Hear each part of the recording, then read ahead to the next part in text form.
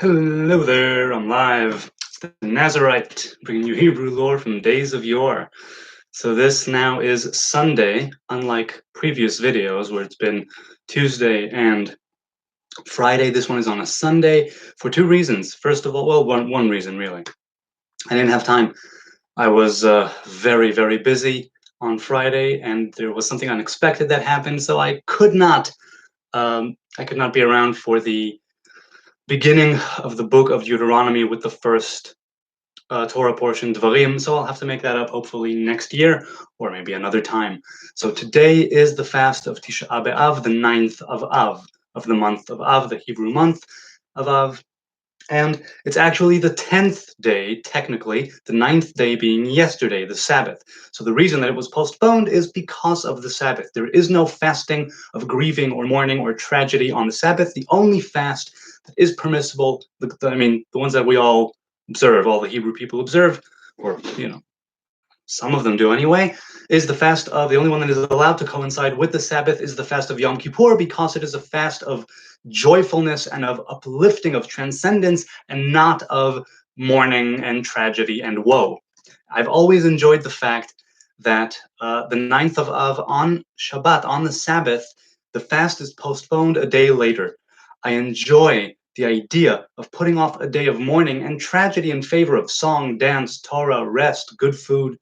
The Sabbath represents a covenant of meaning and of purpose. It represents our connection, the Hebrew people's and the world's connection to the Most High, and it represents the very thing which transcends tragedy and suffering and mourning. It's the meaning of everything, from the Alpha to the Omega. That's what the Sabbath represents. So to have it take precedence over a day of fasting is very apt, and I always love it. So a few of the laws of the day: there is no eating, there is no drinking, no laying on of oil or immersing oneself in oil, no wearing of leather shoes, no bathing, no sexual intercourse. Married couples who are observant will usually not touch each other as well during the day. Maybe later in the afternoon, but certainly not at night and during the day, since there's no sexual intercourse. You separate the beds, much like in the laws of family purity, which some choose to observe. So at night, that is last night, a person should make his bed, his place of lying down, somewhat uncomfortable or not as comfortable as usual. Some people lay on the ground with a stone under their head. I, for many years, slept with a stone under my pillow. I don't sleep with a pillow nowadays, so I had to just contend with sleeping that way in an unfamiliar bed, let's say. So there is no learning of Torah today. Torah is something which gladdens the heart and brings joy and vitality to a person, at least one who has a covenant with Torah, one who is glad when learning Torah, like myself. So there's no learning of Torah today, other than the sections dealing with the destruction of the temple, prophecies of destruction and human suffering, things having to do with just bad things, the bad parts of the Torah, the parts that speak of wicked times, of evil days. Those are the parts that you may learn. There's also the biblical book of Lamentations, traditionally written by Jeremiah after the destruction of the first temple.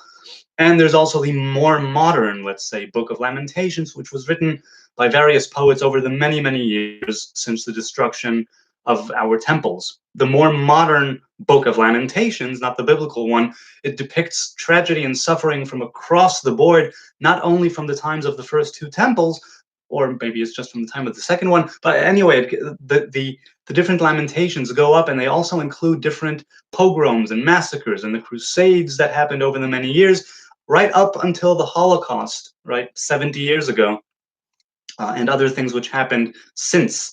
I think the latest things to be put in were the Crusades, and different poets or minstrels, however you want to call it, have added laments for different things over the years.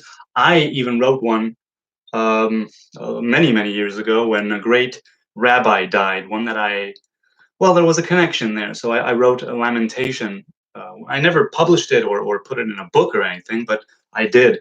It's the only time that I was moved to lament, to write a lamentation.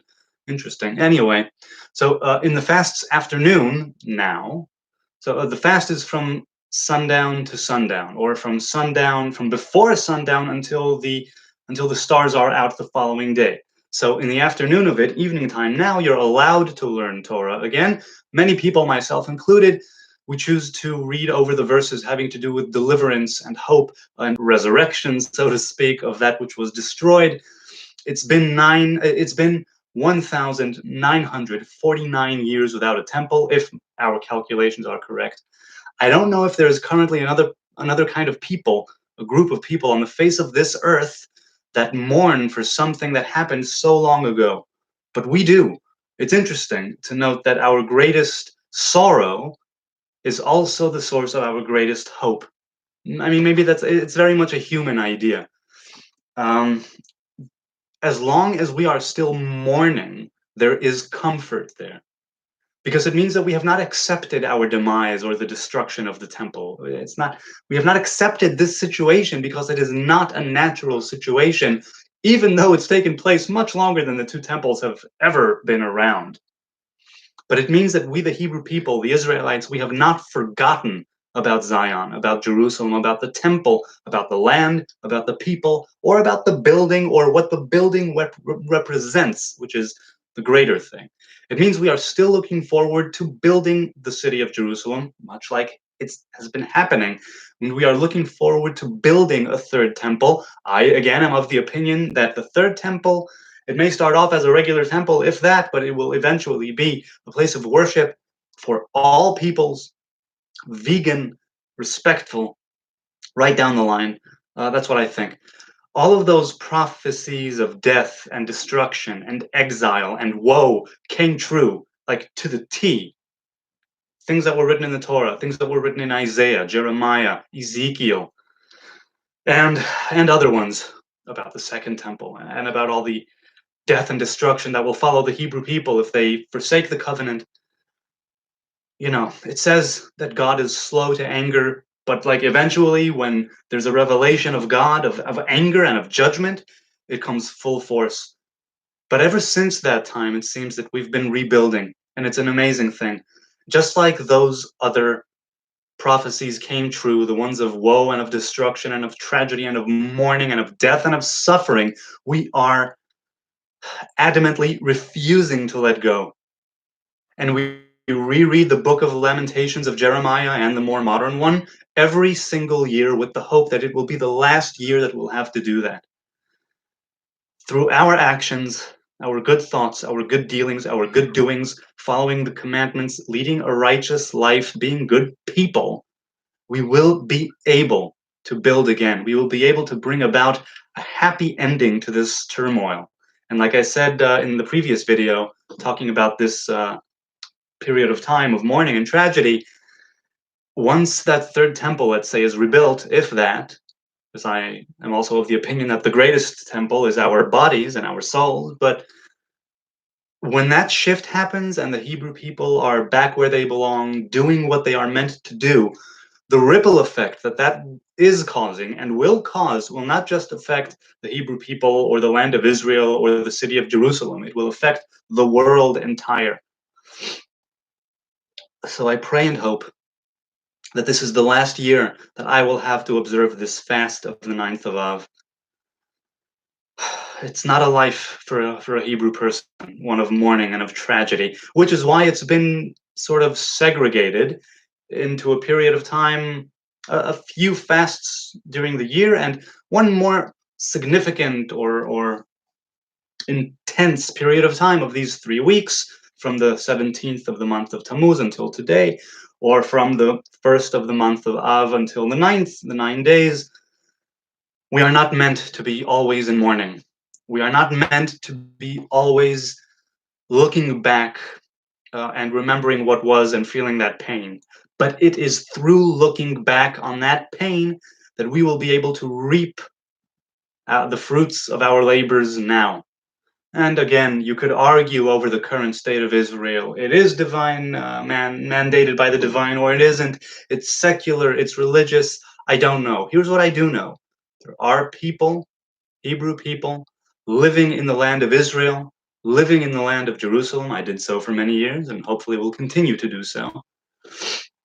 Is it a perfect existence? No, it is fraught with, again, tragedy and suffering and death and war and destruction. But there's also a lot of building going on. There's also a lot of good things going on. I really do hope that we can make peace with our neighbors. I hope that we can make peace with those who seek to destroy us, that we won't be forced to annihilate them like we were annihilated almost all those years ago. War does not become us, and it's a horrible, horrible thing that we should be fated to contend with it so much. And yeah, I know there are some people who say that it's Israel that started the war, Israel that is warmongering, Israel that is perpetrating a lot of horrible, horrible war crimes and other kind of crimes against humanity, that whole thing. I'm I'm not going to say anything about that right now. It's not the time and it's not the place. But I do have hope for the newborn Israeli nation. I have hope for the state of Israel. I have hope for anointing a king of the line of David soon. I have hope that the priests and the Levites will be able to relearn what they have forgotten and start spreading Torah, the righteous Torah, the good Torah in earnest. And I have faith that the other tribes, the forgotten, or not forgotten, but lost tribes, will soon join us again in celebration. And at that time, there will be world peace. And I mean that a simple, just a very simple thing, world peace. Let's hope. Let's pray. Because it doesn't matter if you're a believer or a non-believer, right? If you're a theist or not. Um, there's this kind of human understanding that love is better than hate and life is better than death, right? But roughly speaking, like generally speaking, and that the way of war and death and suffering and tragedy does not become us, even though we've done it more than we have a lot of other things in this world over the course of human history. I still believe that it's not our fate. It's not how it will end. So just like we postponed the day of mourning and fasting because of the Sabbath, which is a day of healing and of rest and relaxation and Torah and song and dance and good food and good vibes and sexual intercourse, for that matter, a day where you're commanded to sanctify life. And just like that, the Sabbath will be the ending and the beginning of us all. And what that Sabbath represents, yesterday's, is don't fear. Take a day of mourning and push it aside, because this is more important. And it is more important.